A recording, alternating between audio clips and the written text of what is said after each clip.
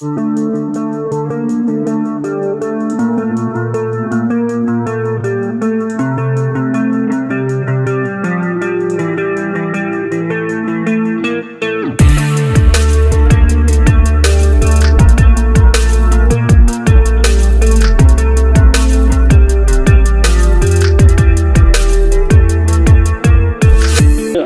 진단해보고 이거에 대한 대응 방안을 설명하세요라고 하게 되면 우리는 이제 일단 취약점을 진단을 해야 돼요.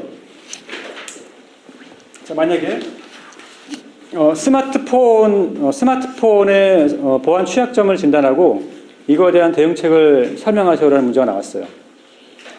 그러면 스마트폰의 취약점을 어떻게 써야 될까요?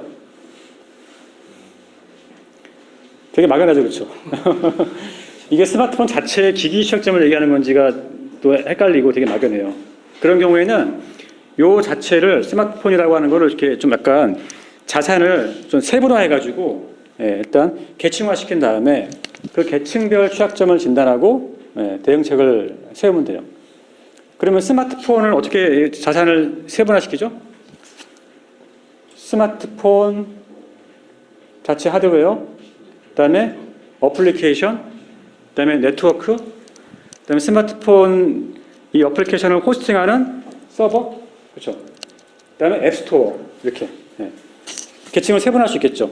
그러면 이제 스마트폰 자체 하드웨어적인 측면, 앱 측면, 네트워크 측면, 앱스토어 측면, 그다음에 이 어플리케이션 호스팅하는 서버 측면으로 좀 더 자산을 세분화할 수 있겠죠.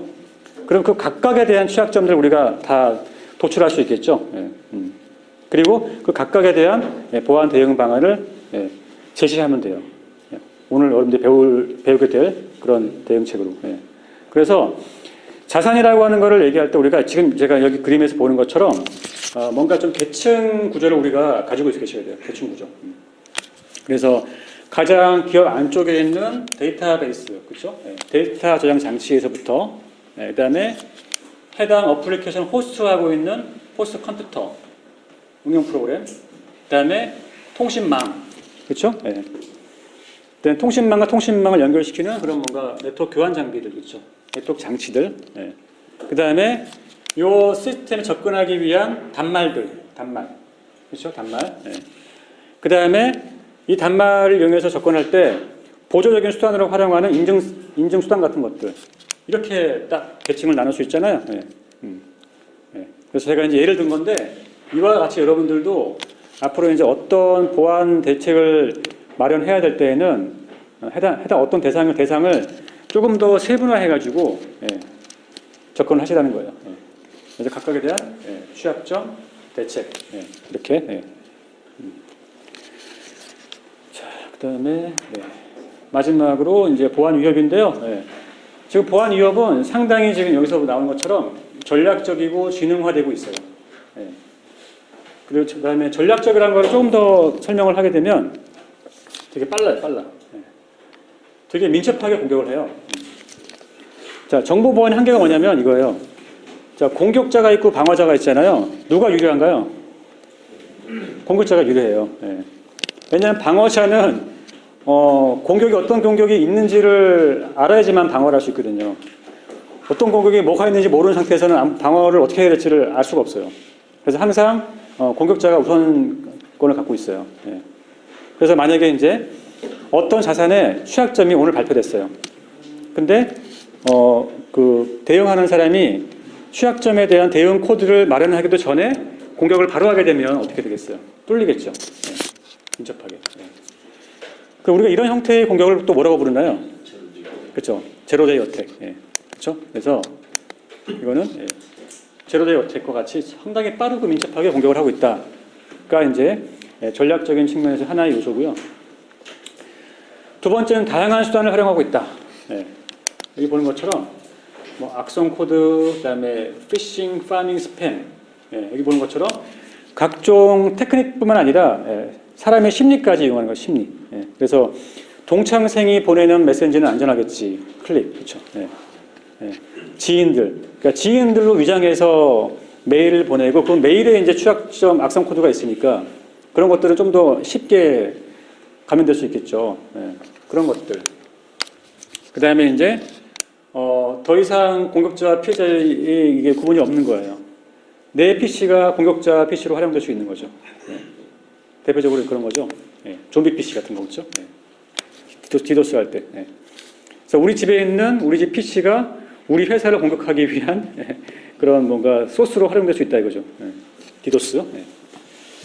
그 다음에 이제 지능화 측면에서는 이렇게 얘기하죠. Advanced Persistent Threat. 이거 앞자만 따서 APT 공격. 네. APT 공격 많이 들어보셨죠? APT. 네. 그래서 공격이 상당히 진보된 기술을 하는 거예요. 진보된 기술. 네. 정말 어드밴스드 테크놀로지를 사용하는 거예요. 이제 공격이. 보는 것처럼 위에 나왔던 사회공학 기법들 플러스 그 다음에 은닉은 뭐냐면 통상 이제 이런 뭔가 악성 코드 같은 거를 매개로 공격을 할 때 이 악성 코드를 탐지하는 또 솔루션이 있죠. 그게 뭐냐면 뭐죠 그게? 백신, 안티바이러스잖아요. 그렇죠? 그리고 안티바이러스는 어떤 원리로 이 악성 코드를 탐지하나요? 악성 코드가 갖고 있는 어떤 고유의 그런 시그너처를 기반으로 하기도 하고 또는 어떤 경우는 악성 코드가 행위할 때 행위하는 행위 자체를 보고서 이 악성 코드를 진단할 수 있잖아요. 그걸 보고 이제 백신 업체가 백신을 만드는 거잖아요. 근데 이제 그러면 어떻게 되겠어요? 악성 코드 제조 업체들은 백신 업체가 악성 코드를 탐지하기 어렵게 만드는 거예요. 어렵게. 어떻게 어렵게 할까요? 일단 악성 코드를 일단 백신 업체가 입수한 다음에 얘를 이제 역공격해가지고 소스 코드를 까봐야 되잖아요. 소스 코드를 못 가게 방해하는 거예요. 난독화 또는 암호화를 해가지고 백신 업체가 얘를 최대한 늦게 해독해가지고 백신을 만들게 지연시키는 거죠. 지연. 그게 있고 그 다음에 이제 행위 기반으로 돌아가는 경우에도 PC에는 백신이 스캐닝을 하는 동안에는 얘가 작동을 안 해요. 악성 코드가 멈춰 있어요. 스캔을 멈춤 활동하는 거예요. 스텔스 기능. 그러면 이 악성 코드 탐지가 어렵겠죠. 그렇게 이제 악성 코드가 진용화되고 있어요. 그 다음에 서플라이 체인. 서플라이 체인은 우리가 IT 경영 시간에 배운 거죠. 밸류 체인 할 때. 그렇죠. 그럼 서플라이 체인은 어떻게 되겠죠? 첫 번째 부품이 있고 그렇죠. 부품을 이렇게 수급해서 제품을 만들죠. 그렇죠. 제품을 만들고 얘를 이제 유통시키는 거잖아요. 자, 그럼 실내는 이런 게 있어요. 프린터기. 자, HP가 만드는 프린터에 들어가는 부품들은 다 HP가 만드는 건가요? 그렇지 않죠. 어떤 거는 중국산, 인도산 되게 많겠죠. 근데 이런 거예요. 중국이 그 프린터에 들어가는 통신 부품을 납품하는데 거기다가 악성 코드를 주입하는 거예요. 그래서 그 프린터를 사용하는 업체가 프린트를 할 때마다 그 정보를 빼돌려 가지고 중국의 그 부품 업체한테 정보를 쏘는 거예요. 이렇게 되면 어떤 문제가 발생하죠? 정보 유출 가능하겠죠. 이런 게 서플라이 체인 어택이에요. 그래서 우리가 이제 좀 최근에 중국과 미국 간에 뭔가 이렇게 무역 관련 분쟁이 발생했던 것도 사실 이런 것들도 일종 있어요. 관련이 있어요. 서플라이 체인 어택. 그 다음에 퍼시스턴트 어택은 뭐냐면 과거의 공격은 뭐냐면 딱 한 방에 공격해서 정보를 파괴하거나 빼돌리고 끝나는 거예요. 그냥. 근데 지금은 그게 아니라 한 번 공격 코드를 심은 다음에 그 악성 코드가 길게는 1년, 짧게 6개월 정도 관찰을 하고 있다가 그 악성 코드가 숨겨진 그 PC에서 그 PC 사용자가 하는 행위들을 계속 모니터링하고 있다가 이 사람이 접근하는 시스템 IP 수집하고 그때 입력하는 패스워드 수집해가지고 취약점을 식별한 다음에 6개월 뒤에 그 취약점 통해서 이제 원격으로 들어간 다음에 정보를 빼돌리는 거죠. 아니면 한 방에 유출하는 게 아니라 하루에 한 개씩 유출시키는 거예요. 그러니까 정보가 빠져나가는지 사실 모르는 거죠. 이렇게 이제 약간 장기간 잠복 및 관찰하는 형태로 지금 진행화되고 있다는 거. 일단 위협은 뭐 그렇죠? 정보를 유출해서부터 삭제, 파괴, 뭐 랜섬웨어 같은 것처럼 그렇게 위협이 점점 더 심각해지고 있다는 거예요. 그러니까 이렇게 당연히 공격이 지능화되고 전략적으로 되고 있으니까 그 대응도 똑같이 따라가야 되겠죠. 예. 대응도 과거에 그냥 단순하게 대응적인 게 아니라 조금 더 뭔가 선제적이고 그렇죠? 예. 전략적으로 대응을 해야 되겠죠. 예. 그래서 이제 이런 여러 가지 취약점, 지능화되고 전략적인 취약점을 방비하려면 기업 차원에서 정보 보호에 대한 투자도 해야 되겠지만 상시적으로 통제 활동을 강화를 해야 돼요. 게을리하면 안 돼요.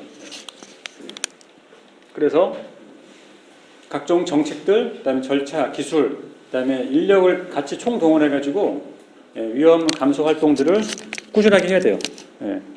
어떻게 하냐? 일단 예방 통제. 문제가 발생하기 전에 문제가 발생하지 않도록 그냥 하는 거죠. 그렇죠? 미연에 방지하는 거죠. 예를 들어서 지금 이제 그 내부자 위협이 증가하고 있으니까 직원을 채용할 때 혹시 이 직원이 과거에 다른 곳에서 문제를 일으키지 않았는지를 스크리닝을 하는 거예요. 스크리닝을 해가지고 안전한 직원을 고용하는 거죠. 그런 거에서부터. 그다음에 자, 예방 통제를 적용하고 나서 이제 뭔가 예방 통제 차원에서 적용된 통제를 뚫고 들어올 수 있잖아요, 그렇죠? 뚫고 들어오는지 안 들어오는지를 어떻게 해야 돼요? 적발해야 되겠죠, 적발. 그래서 적발하기 위한 통제가 필요한 거예요. 그래서 혹시 어떤 악의적인 행위가 지금 발생하고 있지 않은지를 탐지하는 활동들을 해야 되겠죠. 그다음에 탐지해서 만약에 이제 공격 행위가 발견됐어요. 그럼 어떻게 해야 돼요? 걔를 막아야겠죠. 그렇죠? 피해를 최소화하기 위해서 뭔가 추가적인 액션을 해야 되겠죠. 그게 이제 밑에 나와 있는 저지 통제예요. 저지 통제. 그다음에 이렇게 하다 보니까 우리가 예방 통제도 하고 다 했는데 문제가 발생했어. 이게 뚫렸어. 그럼 어떻게 해야 되죠? 그 뚫린 부분이 뭐가 문제인지를 원인 분석을 해가지고 걔를 개선시켜야겠죠. 개선. 근본 원인을 해결해야 되잖아요. 그게 뭐냐면 이거예요. 교정 통제, 보건 통제. 그래서 이 네 개가 다 사이클이 있는 거죠. 예방하고 적발하고 저지한 다음에 문제가 있는 부분들은 교정하는 통제 활동들을 이거를 체계화해야 된다는 거예요.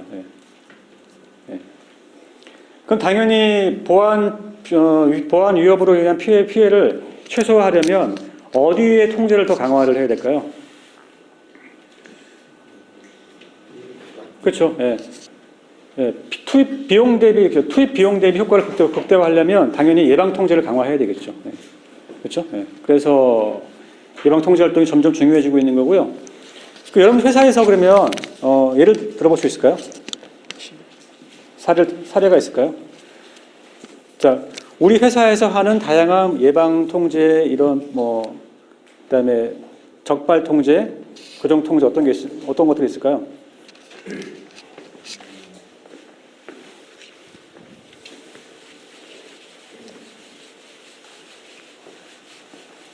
자, 한 가지 예를 들어볼게요. 자, 악성 코드가 들어오는 거를 방지하기 위해서 우리가 뭘 갖고 있죠? 어떤 통제 활동을 하죠?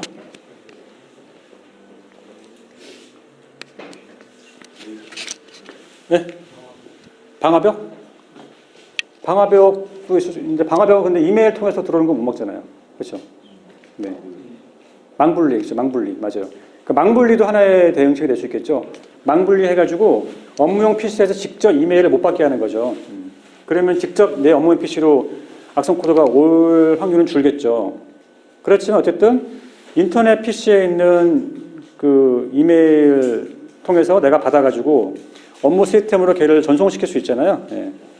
그러면 어쨌든 간에 직접적으로 들어오진 않지만 간접적으로 내 PC로 악성 코드가 들어올 수는 있겠죠. 가능성은 있죠. 그러면 내 업무용 PC에서 악성 코드가 혹시 들어왔을 때 걔를 감지하고 그다음에 치료하기 위해서 우리가 적용한 통제가 뭐가 있나요? 백신. 그래서 우리가 이제 백신 프로그램을 PC에 다 깔도록 지금 하고 있죠, 그렇죠? 이것도 하나의 어떻게 보면은 예방 통제이자 적발 통제의 방법이 되겠죠, 얘가. 자, 근데 이게 지금 이제 이렇게만 하게 되면 자 그러면 이제 정책이 자 모든 PC에는 PC를 배포할 때 반드시 백신 프로그램을 깔아서 배포해. 예. 이렇게만 하면 될까요? 이걸로 충분하지가 않다는 거죠. 예.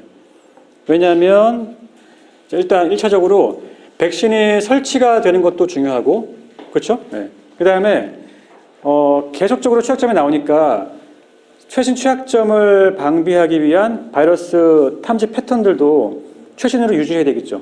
예. 그래서 이거 플러스 그다음에 백신 패턴 업데이트도 최신화를 해야 되겠죠. 이것도 되게 중요하겠죠. 그러면 오케이. 그러니까 이제 자 우리는 PC를 설치할 때 반드시 백신을 설치해서 내보내는 걸로 일단 프로세스를 강화하고 그다음에 매일매일 자동으로 업데이트 서버에서 백신 업데이트하도록 컨트롤을 강화시켰어요. 이렇게만 하면 끝일까요? 끝이 아니죠, 그렇죠? 왜냐하면 이렇게 했지만 어떤 과정에서인지 모르겠지만 설치가 된 백신이 갑자기 동작을 안 할 수도 있겠죠.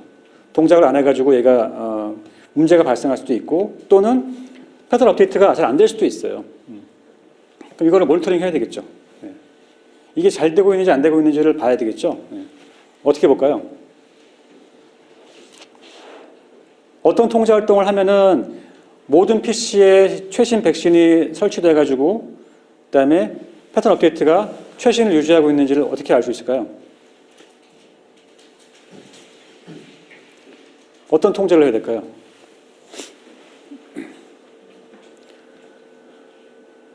이걸 하려면 이런 통제가 필요해요. 자, 일단 모든 PC니까 그렇죠? 모든 PC. 일단 그래서 우리 조직에 있는 모든 PC 자산 리스트, 자산 리스트를 딱 입수하고 얘하고 그다음에 백신 서버, 백신 서버에서 식별되는 백신 서버에서 식별되는 PC들을 대사를 하는 거예요. 그래서 자 조직에 있는 PC 100대가 다 이 백신 서버에서 보이는지 일단 보이는지를 보는 거고 그 다음에 이 백신 서버에서 보이는 PC들이 바이러스 패턴 버전이 최신인지를 봐야 되겠죠. 이걸 누가 해야 되는 거예요. 뭐 예를 들어 한 달에 한 번이면 한 번씩이라도 이걸 봐야 되는 거죠. 해보니까 우리 조직은 보니까 99.9%는 다 잘 되고 있어. 근데 0.01%가 안 되고 있어가 되는 거죠. 그럼 0.02%는 교정을 해야 되겠죠. 이런 식으로 뭔가 추가적인 그 통제 활동을 해줘야지만 백신 설치가 잘 돼가지고 악성 코드가 감염돼서 뭔가 위협적인 행위를 하는 거를 최소화할 수 있는 거예요. 혹시 여러분들 회사에서 이런 활동 하시나요? 안 하시나요? 하고 계시죠? 모르시나요? 하는지 안 하는지? 아마 하고 계실 거예요. 정보보안 팀에서.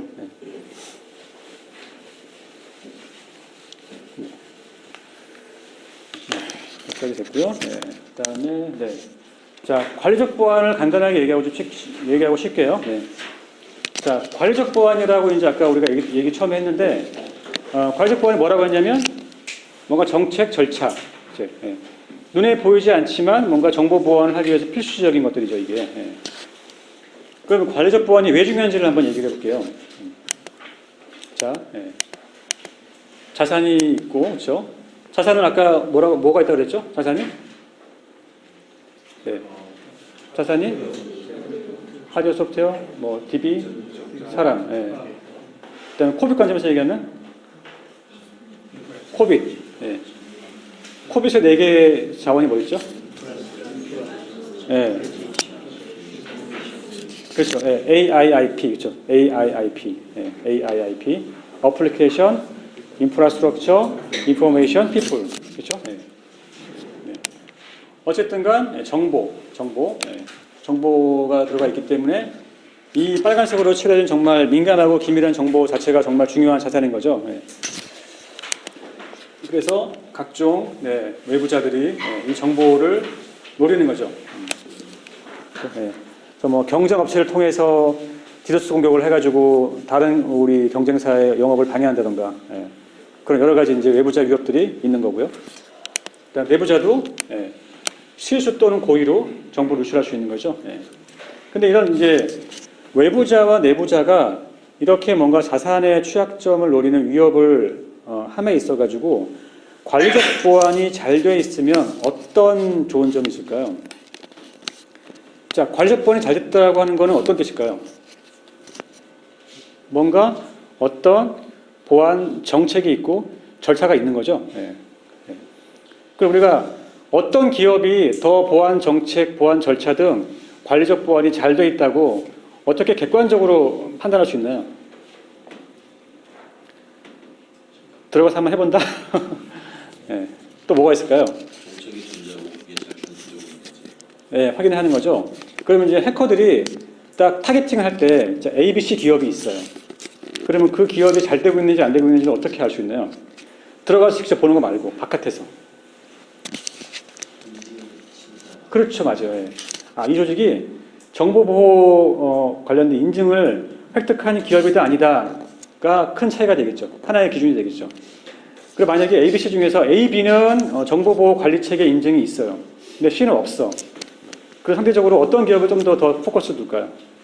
C. 예. C에 두겠죠. 예. 그래서 일단 관리적 보안이 잘 되어 있게 되면은 어떤 효과가 있냐면 일단은 위협감을 줘, 위협감. 예. 그래서 여기 인증이 있구나. 여기 건들면 안 되겠다. 예. 이렇게. 예. 인증. 인증 윗돌.